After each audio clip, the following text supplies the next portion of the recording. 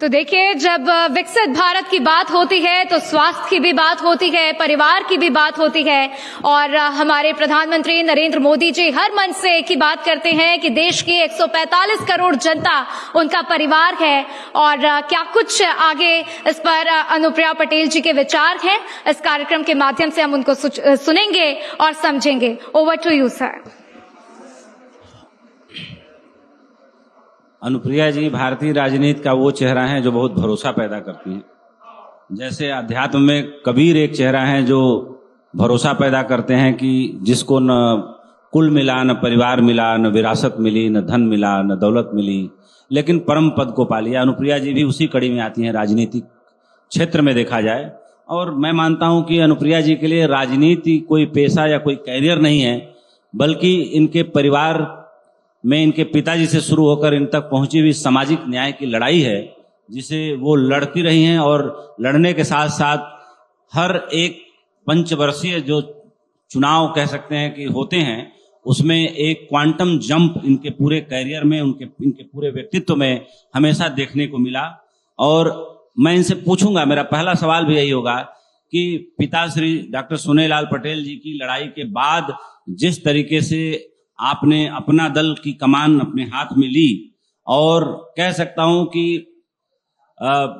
देख के तो कभी नहीं लगता कि अनुप्रिया जी किसी से कुछ निगोशिएट कर सकती हैं, सीट या मंत्री पद या कुछ भी, और वो करती भी नहीं होंगी। मुझे लगता है कि बिना मांगे इनको मिल जाता होगा। बिन मांगे मोती मिले, मांगे मिले न भीख।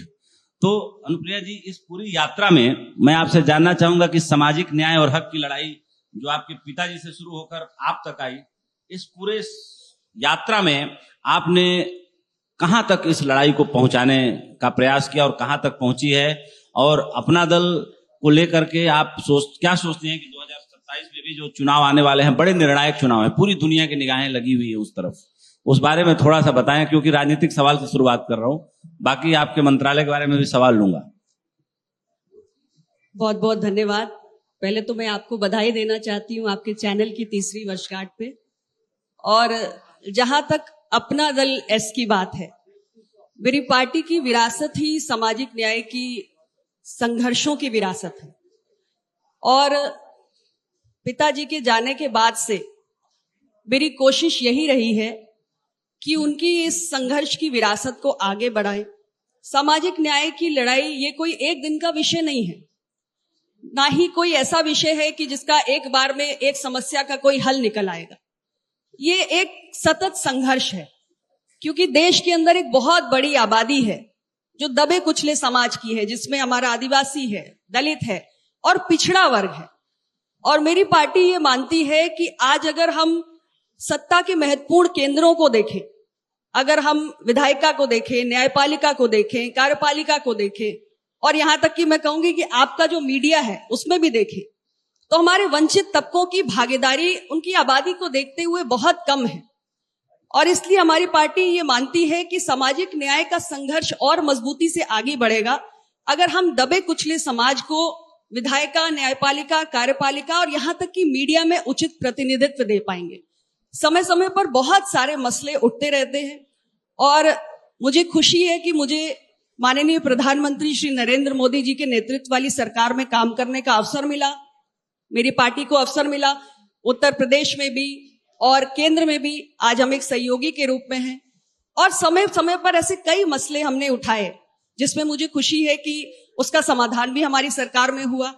अब एक बहुत बड़ा फैसला जातीय जनगणना को लेकर हमारी सरकार ने किया प्रधानमंत्री मोदी जी के नेतृत्व में, और मेरी पार्टी लंबे समय से ये मांग कर रही थी। तो ये एक बहुत बड़ा मसला है जिसको हमारे सरकार ने उसको स्वीकृत किया और देश में जातीय जनगणना प्रारंभ हुई। इसी प्रकार ऐसे बहुत सारे सामाजिक न्याय से जुड़े हुए मसले हैं। एक बड़ा विषय था कि जो हमारा ओबीसी कमीशन था, उसके लिए वर्षों तक मांग हो रही थी कि उसको कॉन्स्टिट्यूशनल स्टेटस मिले, लेकिन वो मांग अनसुनी की जाती रही पूर्ववर्ती सभी सरकारों में।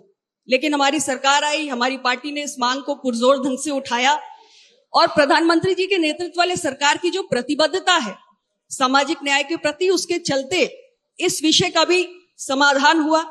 तो ऐसे एक एक करके बहुत सारे विषय हैं जिनके लिए हम लगातार संघर्ष कर रहे हैं, और मैं समझती हूं कि ये संघर्ष आगे चलता रहेगा। और तमाम ऐसे मसलों का समाधान होता रहेगा। अनुप्रिया जी, इंडिया एआई इम्पैक्ट समिट 2026 में एआई के जरिए स्वास्थ्य के क्षेत्र में काम करने को लेकर प्रधानमंत्री ने बड़ा जोर दिया।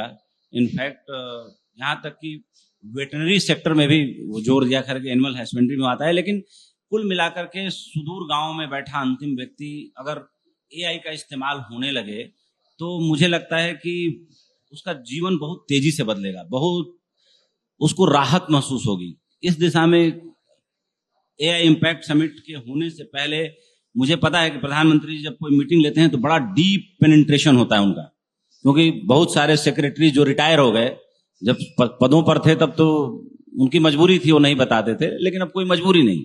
तो ऐसे तमाम लोगों से बहुत इंटरेक्शन होता है, मेरा बातचीत होती है घंटों घंटे फोन पे। तो लोग बताते हैं कि जब वो प्रगति मीटिंग लेते थे तब, या किसी मंत्रालय की मीटिंग लेते थे तब, इवन एक मंत्री ने बताया कि मैं कैबिनेट सेक्रेटरीट में था, 3 घंटे की मीटिंग चली और मैंने प्रेजेंटेशन दिया, 3 घंटे में उन्होंने एक भी सवाल नहीं पूछा। तो कैबिनेट सेक्रेटरी ने कहा कि यार तुमको तो भारत रत्न देना चाहिए यार, तुम पहले आदमी हो जिसके प्रेजेंटेशन पे सवाल नहीं पूछा प्रधानमंत्री जी ने, और ऊपर ताली बजाते रहे 1 मिनट तक, तो तुमने काम तो बहुत अच्छा किया। तो एआई समिट को लेकर के हेल्थ के सेक्टर में क्या उनकी योजना है, चाहे आप लोगों ने क्या प्लान दिया, चाहे क्या सजेशन दिए, कुछ उस पर बताएं जरा, अभी हुआ है हाल ही में।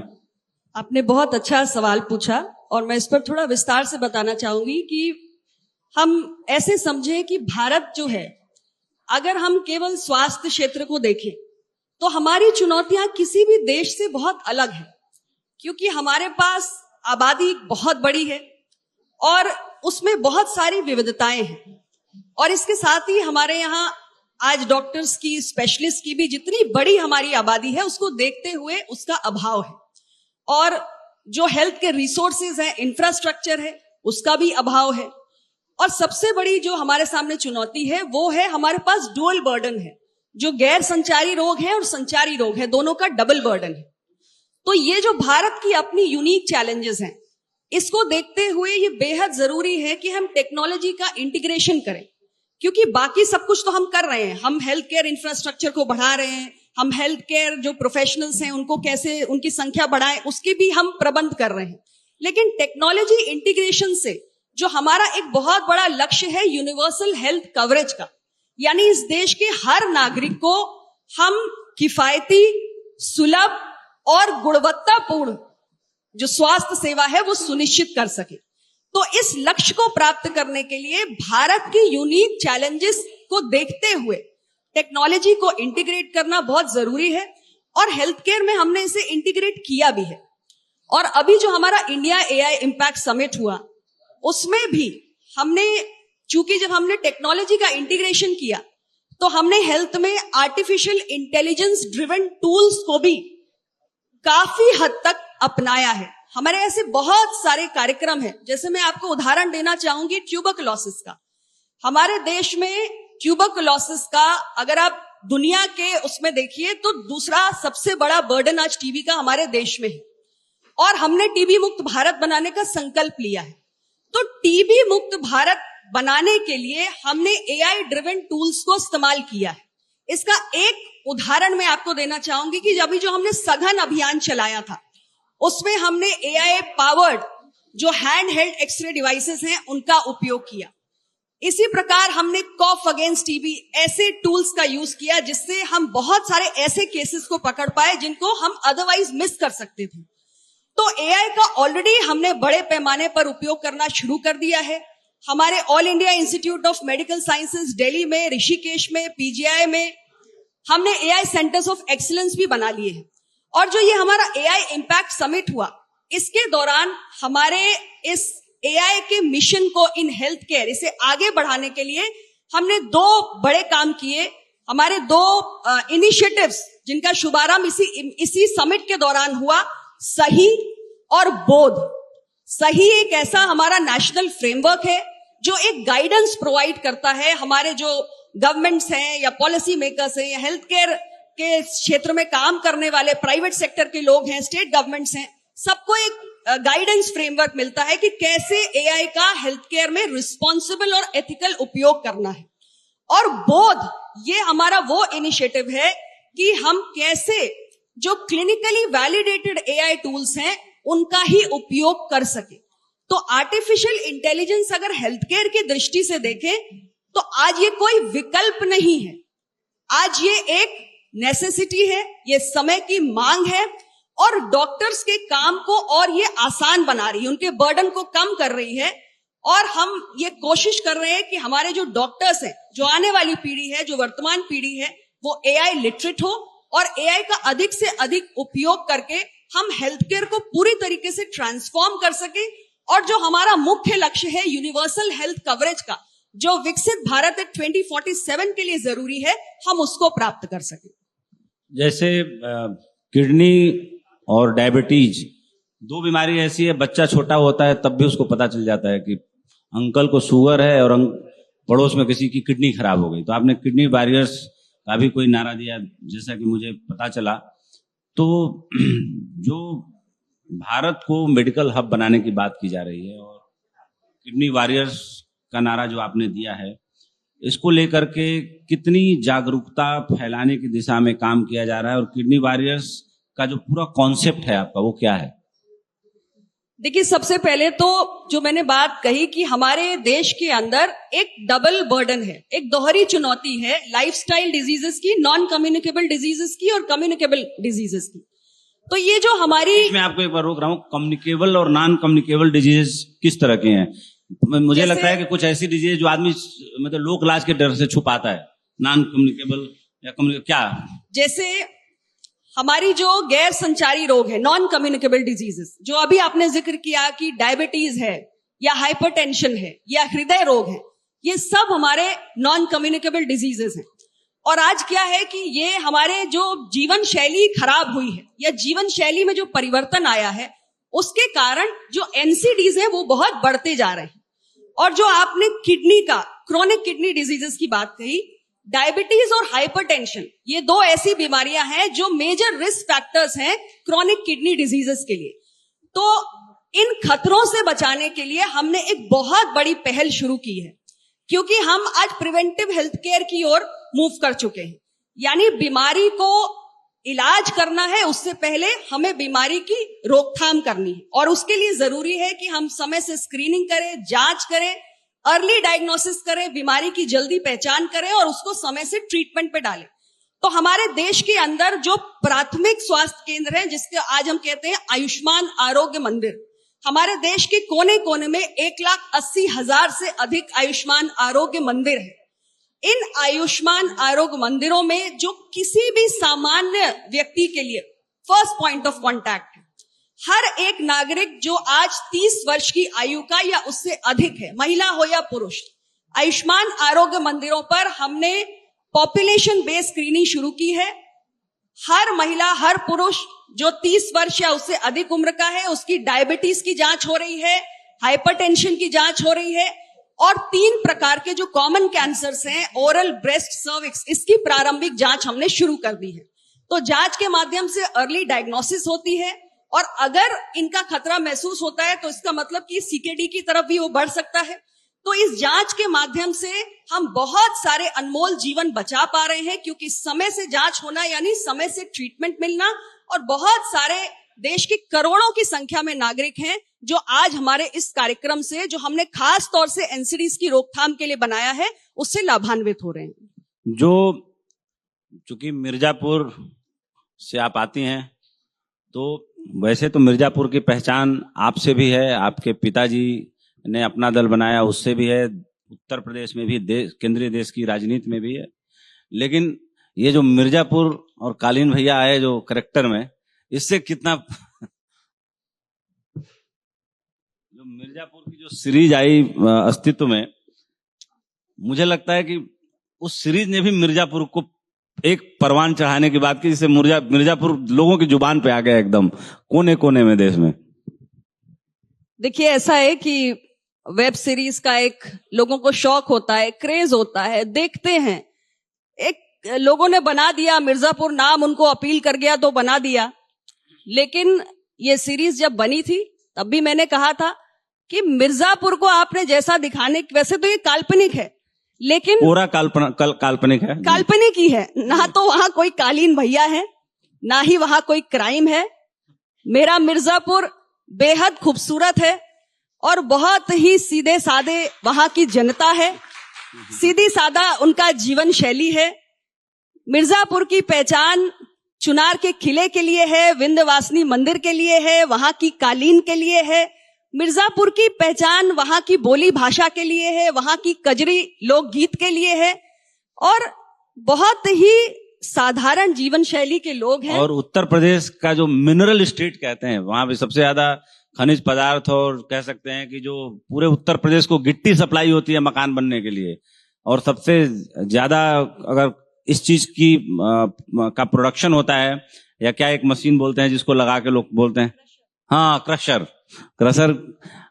की जो बिक्री उत्तर प्रदेश में होती है, वो मिर्जापुर से कितना निकाला जा सकता है इसको ध्यान में रख के होती है। खैर 2026 के बजट में प्रधानमंत्री जी ने पहले भी हमेशा बार बार बोला है हेल्थ और फैमिली हेल्थ वेलफेयर, ये सब चीजों को लेकर के। तो जो सर्विक्स कैंसर है उसके लिए जो वैक्सीनेशन है, चूंकि आप खुद महिला हैं, आप खुद जानती हैं महिलाओं के दर्द को बहुत करीब से, तो जो वैक्सीनेशन है उस प्रोग्राम के बारे में थोड़ा जरूर हमारे दर्शकों को बताएं। मैं जरूर आपके चैनल के माध्यम से जो भी इस कार्यक्रम को देख रहा है उनको ये कहना चाहती हूं कि एक बहुत बेहतरीन पहल हमारे प्रधानमंत्री जी के हाथों अभी बीते 28 फरवरी को ही है। हमारा टीकाकरण कार्यक्रम बहुत लंबे समय से चल रहा है और टीकाकरण कार्यक्रम में हमारा कोहॉर्ट बहुत बड़ा है। 2.5 करोड़ बच्चे हैं और 2,90,00,000 महिलाएं हैं, गर्भवती महिलाएं, जिनको प्रति वर्ष हम अपने जो हमारा नेशनल इम्यूनाइजेशन प्रोग्राम है उसके तहत उनको 11 किस्म के वैक्सीन लगाते हैं। लेकिन अभी इसमें एक नई कड़ी जुड़ी है। जो हमारे देश की बच्चियां हैं, जो महिलाएं हैं, उनके लिए एक बहुत बड़ा खतरे के रूप में, यानी ब्रेस्ट कैंसर के बाद दूसरा सबसे कॉमन कैंसर जो है वो सर्विक्स कैंसर है, सर्वाइकल कैंसर है। और सर्वाइकल कैंसर की रोकथाम के लिए, उससे हमारी बच्चियों को, महिलाओं को बचाने के लिए एक वैक्सीन की, एक टीके की आवश्यकता बहुत लंबे समय से महसूस की जा रही थी। और हमारी सरकार का ये संकल्प भी था कि हम अपने देश की बच्चियों को, महिलाओं को सर्वाइकल कैंसर जैसे खतरनाक कैंसर से बचाएंगे। और इसके लिए 28 फरवरी को माननीय प्रधानमंत्री जी ने HPV का जो वैक्सीन है उसको लॉन्च कर दिया है। देश के अंदर आज 14 वर्ष की, सबसे पहले हमने 14 वर्ष की बच्चियों से शुरुआत की है, क्योंकि 9 साल से 14 साल के बीच में यह वैक्सीन लगना चाहिए। तो सबसे पहले हमने 14 साल की बच्चियों को लिया है, जिनकी आबादी आज देश के अंदर 1,20,00,000 है। और हर सरकारी स्वास्थ्य केंद्र में हमारी 14 वर्ष की हर बच्ची को ये HPV का सिंगल डोज का टीका पूरी तरीके से निशुल्क लगाया जा रहा है। ये उन्हें भविष्य के लिए पूरी तरीके से सुरक्षित रखेगा, उनके स्वास्थ्य को सुरक्षित रखेगा।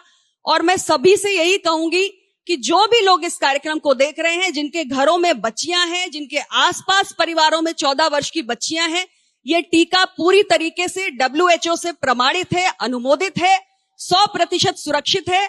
और दुनिया के 160 देशों में बच्चियों को ये HPV का वैक्सीनेशन किया जा रहा है। तो ऐसी कोई भी बच्ची हो आपके परिवार में या आस पड़ोस में, तो उसको ये टीका किसी भी निकट के सरकारी स्वास्थ्य केंद्र में जाकर लगवाइए और उसके भविष्य को सर्वाइकल कैंसर जैसे खतरे से एक सुरक्षा कवच प्रदान कीजिए। अनुप्रिया जी, आप भी राजनीति में बहुत कम समय में आई, आपको परमात्मा ने ऊंचाई दी, आपके पिता और पिताजी का आशीर्वाद आपके ऊपर बहुत गहरा रहा, और आप उत्तर प्रदेश में भी पार्टनर हैं, केंद्र सरकार में भी आप राजनीतिक सहयोगी हैं, एनडीए की एक प्रमुख सहयोगी दलों में से आप एक हैं, अपनी पार्टी की अध्यक्षा भी हैं। दिल्ली में जब पत्रकारों के बीच प्रेस क्लब में कभी बैठते हैं हम लोग, चर्चा होती है, तो उत्तर प्रदेश में अगर कोई महिला मुख्यमंत्री भावी होगा तो आपका भी नाम आता है चर्चा में, कि भाई 2-3 नाम है, उसमें अगर उत्तर प्रदेश में कोई महिला मुख्यमंत्री आगे बन सकती है चल के, तो अनुप्रिया जी एक प्रमुख नामों में से एक हैं। प्रधानमंत्री जी से आपकी मुलाकात निश्चित रूप से होती है, क्योंकि आप उनकी सहयोगी दल भी हैं, मंत्री भी हैं। लेकिन जो सामाजिक न्याय की लड़ाई से हमारा पहला सवाल शुरू हुआ, कभी कभी उस डायरेक्शन में आपकी बातचीत होती है, या जो समाज के वंचित लोग हैं, जिस लड़ाई को लेकर आपके पिताजी ने इस पार्टी की स्थापना की थी और उसका पूरा जिम्मा आपके कंधों पर है, तो आप कभी कभी उन दलितों को, वंचितों को न्याय दिलाने के लिए या उनके हक में या कोई किसी पर्टिकुलर क्षेत्र का विकास किया जाए उसको लेकर के हाल फिलहाल में अभी कभी प्रधानमंत्री जी से आपकी बातचीत हुई कि नहीं? और एक और सवाल कि इस दिल्ली की राजनीति में आपाधापी में कितनी बार आप घर जा पाती हैं? मतलब क्षेत्र में तो जाती होंगी, बनारस रात में हो सकता है लौट के आती होंगी, लेकिन घर कितनी बार जाती हैं, कितनी बार रुक पाती हैं आप? देखिए, अब मिर्जापुर को ही घर बना लिया है जी। और मिर्जापुर बहुत फ्रीक्वेंटली जाती रहती हूँ, मेरी जी। कॉन्स्टिट्यूएंसी में जाना रहता है। लेकिन मिर्जापुर के साथ साथ मेरी अपनी पार्टी की भी जिम्मेदारी है। जी। पार्टी के भी कार्यक्रम नियमित रूप से अलग अलग जिलों में लगते हैं, तो वहां भी जाना होता है। रही बात प्रधानमंत्री जी से हाल फिलहाल में मुलाकात की, तो हाल फिलहाल में तो मुलाकात नहीं हुई।